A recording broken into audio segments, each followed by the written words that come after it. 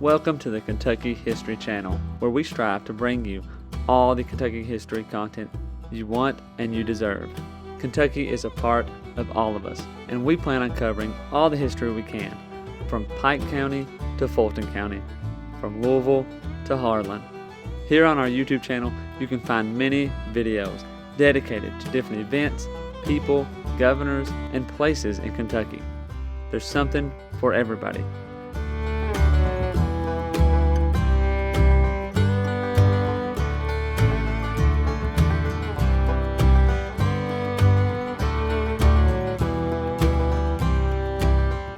While you're here, if you like the channel, hit the subscribe button and the notification button so you get notified anytime new Kentucky history is available. And if you want to support the channel, we have a Patreon page as well, or patreon.com/KYHistoryPod. Welcome back to the Kentucky History Podcast. I'm your host, Jamison Cable, and I'm here with David Kirkpatrick and Fred Nez Keams to continue our discussion about the Native Flute Gathering. As far as performances go, like if somebody wanted to come perform, so forth, and I know you can get on Facebook and check those out. How would somebody book the Native Dawn to come? Well, actually, the Native Dawn is actually a festival that we put on. The only reason why we moved it is because we had to move.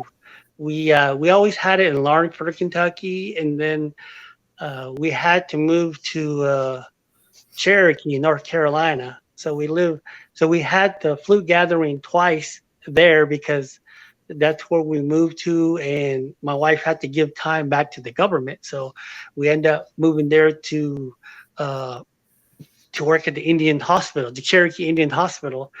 So while we were there, we just had the opportunity to use their Cherokee grounds, their performing stage that they use. So we decided to have it there. And then when we moved back, we didn't have it for like probably a couple of years. And then all of a sudden, we just asked Fort Herod, if we could put on a flute gathering last year, and everything just all fell into place. Actually, we were done. We were done with it. My wife and I talked about it. I said, I think, 12, 13 years is good enough. I think we could, let it rest.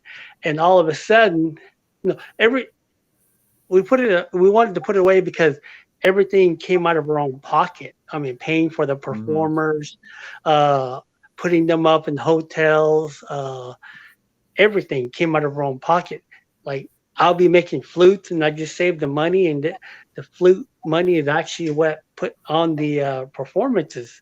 And so we were done, and then out of the blues, Fort Herod, said, "Are we going to have it again?" And so we told him we don't have no funding. He said everything came out of our pocket, and everything's hard. We just moved to the farm, and so all of a sudden we got all this funding.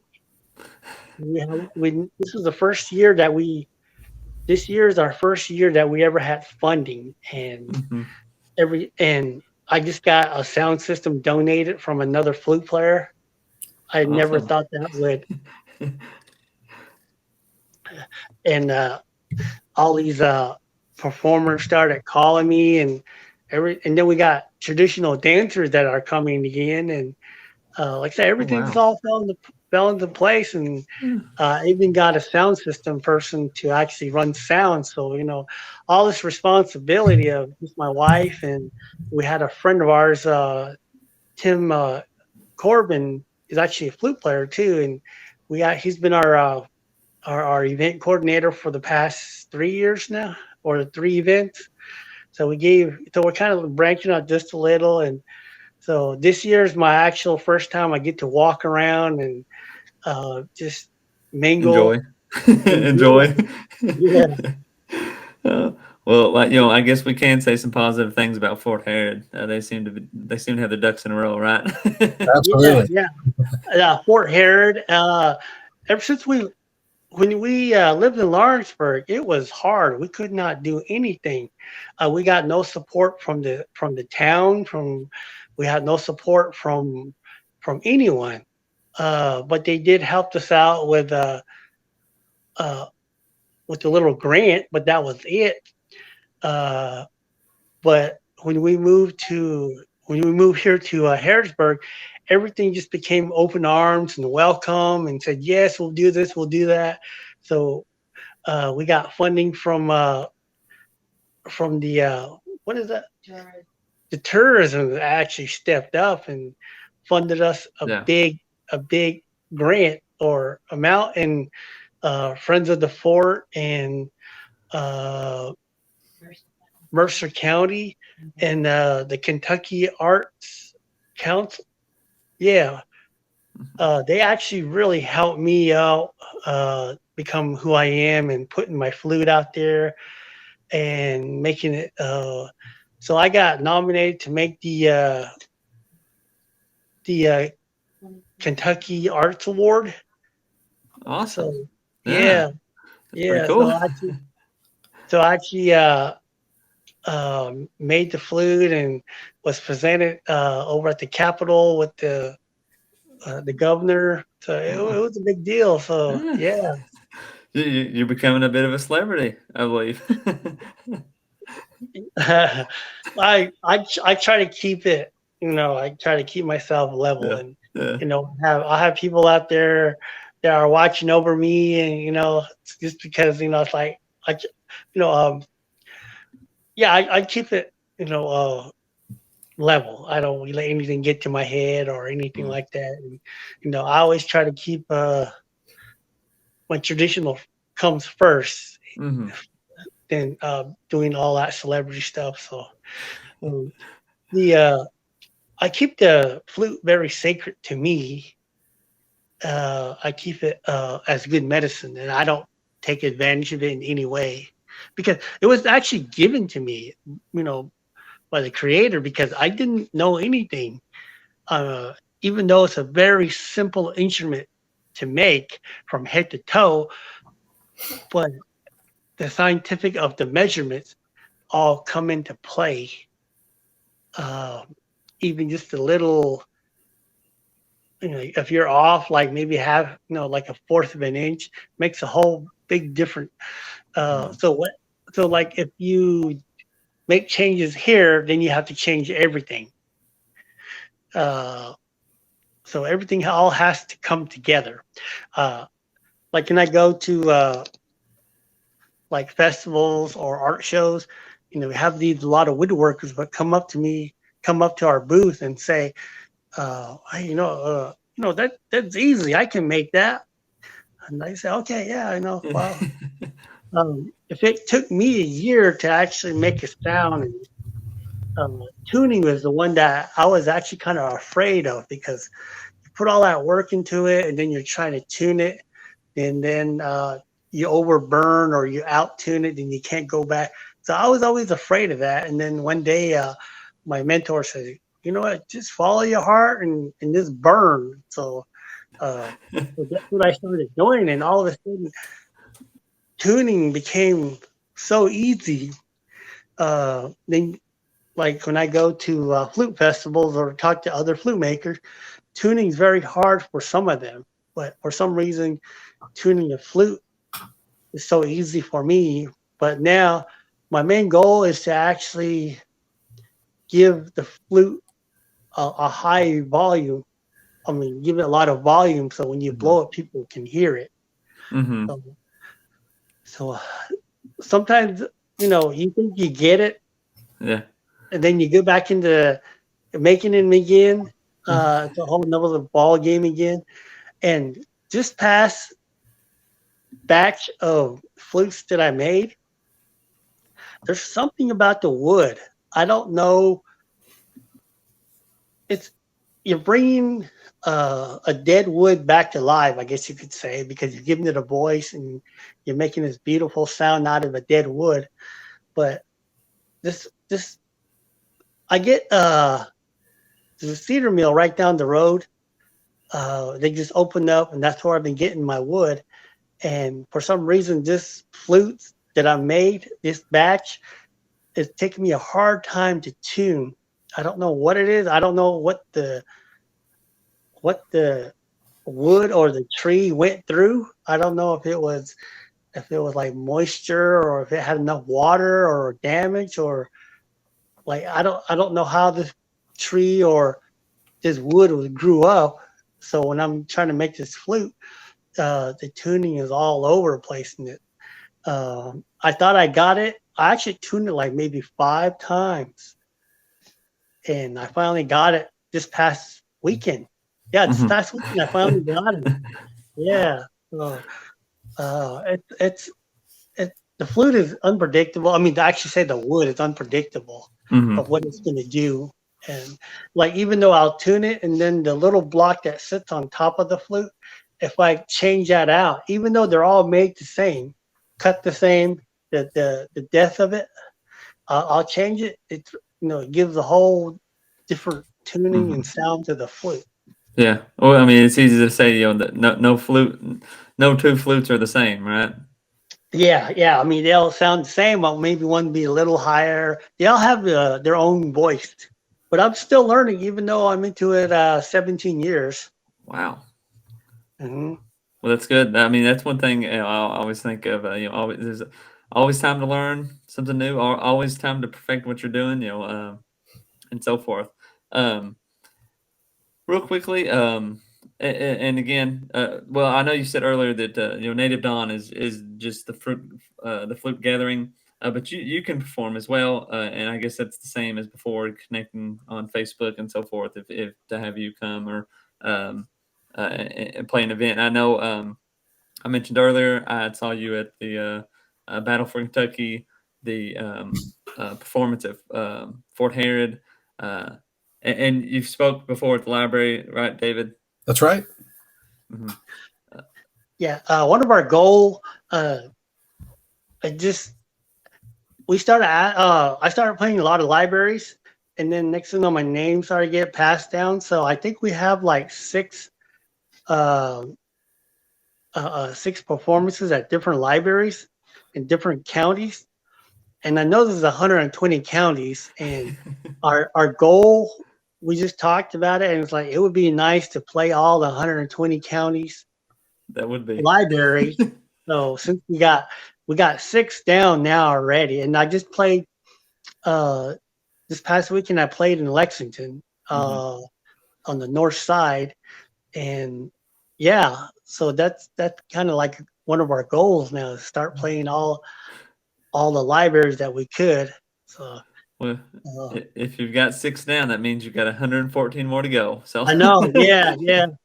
I know there's 120 counties because I worked over at the state lab, and I had to deal with all the health departments. So I know there's 120 gosh. counties. So yeah, and well, our flute gathering is in May 26, 27, and 28. We'll start at 9 o'clock, and we should be finished by maybe 8 o'clock in the evening. And we'll have traditional dancers, meaning there'll be a powwow drum with traditional. There'll be a fancy dancer, traditional dancer, jingle dress, shawl dance. What else is there? A hoop dancer. Yeah. So these are more of a powwow circuit style. But before, we used to have our Native Dawn. We used to have Aztec dancers that came out of Asheville. And the past couple of years, we couldn't have them because they have a big ceremony in New York. They would be here like maybe a week after, but our flute gathering falls right on their ceremonies too in New York. So, gotcha. Yeah. David, any question? Anything else? The only thing I'll add is that I'm looking forward to attending because I lived in Lawrenceburg for about a decade, and I've seen you play the flute in various places and share your story, but I never got to go to the festival. And then I moved in 2020 back to my home county of Washington, and I work in Mercer County. I'm not in Lawrenceburg as much as I used to be. And I thought, well, I guess that's the end of that. And then I drove by the fort last year, and there was the sign. So I feel like I'm supposed to be there. So I look forward to seeing you, and I'm bringing the family. I think it's gonna be great. Anything Yeah. else? Oh, go ahead. Well, if you want to get a hold of me, my number is 502-600-1895, or you can actually email us at Yellowknife. What is it? Yellowknife Flutes at gmail.com. Or else you can look us up on Facebook, Native Dawn, or my name, Fred Keams. Like I said, I play anywhere to Mhm. get the flute. It's not about the money. But I just love sharing and telling my story about my culture and where I'm from. And I never thought I would be a performer. I Mhm. was a skateboarder and always in trouble. So uh, just never thought about this. Tell my wife, told me about it, and she's like, "You need to tell your story. You need to get out there." And the flute just came natural. And Mhm. this past, I get uh, questions all the time. People ask me all kind of like questions, and I can answer them. But this past weekend, this person asked me a question, and I was kind of I didn't know how to answer it. I mean, I was kind of blank. So he asked me like, "So who influenced you the most? Is it a flute players or anybody?" But and I was kind of like, I do listen to a lot of flute music. I only listen to flute music because I want to know what that flute player is thinking about. I know his techniques. I know what he's doing. I know all the fingering of what he's doing, his breath. I even follow their breath just by blowing with them. And but where my main where I get all my inspiration is probably from listening to background music. Like I have an ear for music. I don't know anything about music. I don't know how to read notes. I don't know how to do anything. And I was even deaf on my left ear for 20 years. I Wow. finally got my ears fixed. And but all that time I've been playing with this one ear. And but uh so when I listen to music, I don't listen to the voices. I listen to the background. I listen to the whatever they're doing, like the guitar, the drum, anything that they're doing. That's my influence on making good music, I guess. And when I hear a song, I try to figure out what key they're in. And then after that, I'll start playing up and down the scale and try to figure out what note goes with what, just to go um, with that song. It's if that makes sense. I try to explain that to that one person. Yeah. Normally, people will say like if they're a guitar player, they're still like Jimi Hendrix or Van Halen and Yeah. Metallica. But mine was kind of like just anything, everything. Well, that I think that's wraps it up pretty good. I want to say thank you again, Fred, for coming on and sharing your story and sharing your skill as well. Um, Anything else before we go?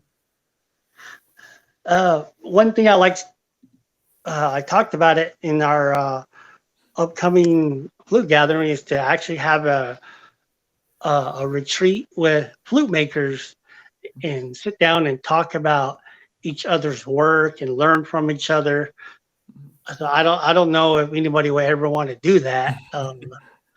But it's in the works. I did reached out to a couple, and some of them are kind of want to keep their work to themselves. But other than that, thank you for having me on here, and I really do appreciate it. Ishahat means thank you in Navajo. Mhm. And that means in Navajo, that means everything's going to be okay. Everything's going to be okay. Everything's going to be okay. That's what it means. Oh well, we're learning stuff every day here, for sure. Yeah. Thank you for sharing. And tradition, just everything. I think it's a great thing what you're doing. and keeping that tradition alive and sharing it as much as possible. Again, I encourage people. Well, one question: the flute gathering, is it typically in May every year, or do you have a annual set time, or is it just? Yeah, we do have a set time now. It's gonna be May every year at what's the holiday? Memorial Day. Memorial. Okay. Yeah, yeah, that's the only time they have an opening at the fort. Mhm. And the fort's been very very helpful and thankful, and I really do appreciate the city of Harrodsburg and everybody that lives in there, and for showing their support. Yeah. Well, anything else, David? No, I appreciate you sharing today and the words of encouragement at the end. I think that's great. Yeah. Yeah. Well. Alrighty, so I guess I get to see you at Native Dawn or the Fort Herod or some other place where I'm performing. We'll see. Yeah, definitely for sure. Thank you again, Fred, for coming on and talking with us. And thank you guys all for listening. And we'll see you next time. All right, thank you. Welcome to the Kentucky History Channel, where we strive to bring you all the Kentucky history content you want and you deserve. Kentucky is a part of all of us, and we plan on covering all the history we can, from Pike County to Fulton County, from Louisville to Harlan. Here on our YouTube channel, you can find many videos dedicated to different events, people, governors, and places in Kentucky. There's something for everybody.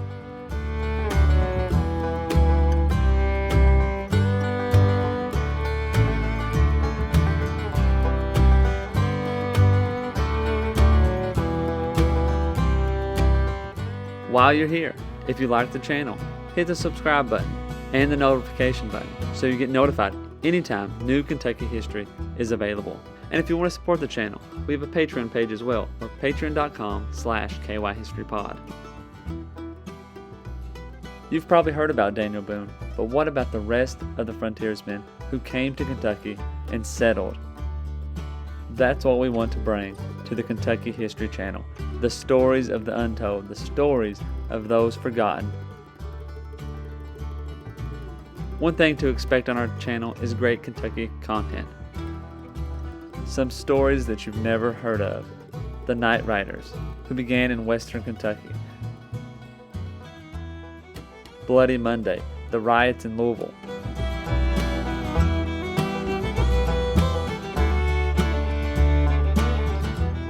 The assassination of Governor Goebel, the only governor ever assassinated in the United States. Stories from all over Kentucky, stories that are unforgettable once you've heard them. You can find out who counties in Kentucky are named after and how your county got started. From beginning to end, we plan to document every county in Kentucky, all 120. Reach out to us on all of our social media platforms. Twitter, Facebook, and Instagram. And also leave a comment on one of our YouTube videos. You can also check out our podcast episodes. You can subscribe to our podcast on Apple Podcasts, Spotify, iHeartRadio, and many more.